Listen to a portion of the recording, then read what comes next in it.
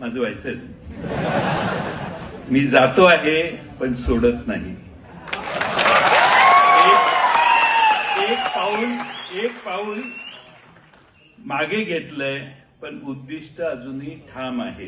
नेतृत्वात सुद्धा जुन्या निष्ठेचीच खरी बात आहे. मी एक मुख्य सेनापती होतो. सेना अजूनही सज्ज आहे. नव्या युगातही शाहू फुले आंबेडकरांचा पुरोगामी विचार हाच आमचा ध्यास आहे.